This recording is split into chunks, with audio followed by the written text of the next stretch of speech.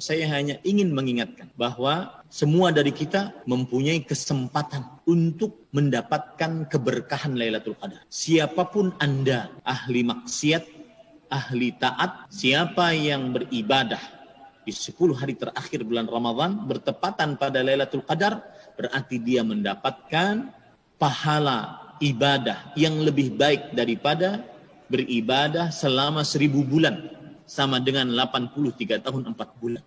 Maka jangan sampai melewatkan kesempatan ini. Meskipun seseorang ahli maksiat, saya katakan, jangan sampai melewatkan kesempatan ini.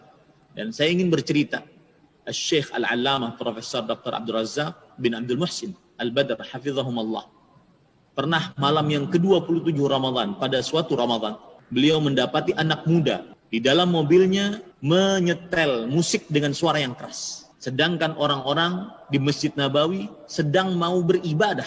Maka beliau datangi pemuda tersebut. Kemudian beliau katakan dengan arif dan bijak. Kata beliau, jika kamu tidak sanggup untuk beribadah di malam yang istimewa ini, malam ke-27 dari bulan Ramadhan, malam yang sangat-sangat diharapkan terjadinya Lailatul Qadar, maka saya berikan kepadamu sebuah amalan. Semoga Allah Subhanahu wa taala mengubah hidupmu, yaitu amalkan Allahumma innaka afuun tuhibbul afwa fa'fu anni. Dari beberapa pemuda yang ada di dalam mobil tersebut, perkataan Syekh menghujam kepada hatinya. Malam itu dia pulang, dari mulai malam itu dia mengucapkan Allahumma innaka afuun tuhibbul afwa fa'fu anni. Dan akhirnya doa tersebut sangat bermanfaat untuk kehidupannya. Kalau bahasa kita, akhirnya berkat doa tersebut Allah mengabulkannya dan membuat dia berhijrah. Akhirnya dia menjadi pendakwah. Suatu saat Syekh pergi ke sebuah daerah untuk berdakwah di hadapan para tentara. Kemudian ternyata setelah selesai berdakwah, ada seorang tentara mengatakan kepada Syekh, Syekh, kenalkah engkau dengan aku?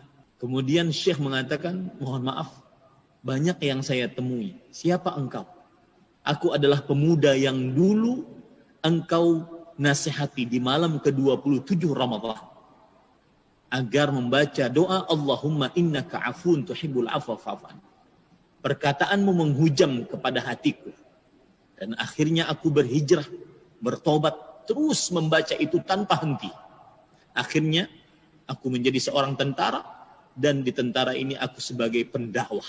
Lihat bagaimana seorang yang ahli maksiat di 10 malam terakhir bulan Ramadan, jika dia beribadah bertepatan pada Lailatul Qadar, maka dia tetap akan mendapatkan keberkahan Lailatul Qadar.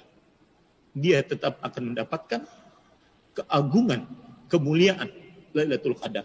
Wahai kawan-kawanku yang sedang asyik untuk bermaksiat, padahal di dalam hati kecilnya ingin sekali bertobat, tetapi mungkin ada perasaan, mana mungkin taubat saya diterima, dosaku sangat banyak.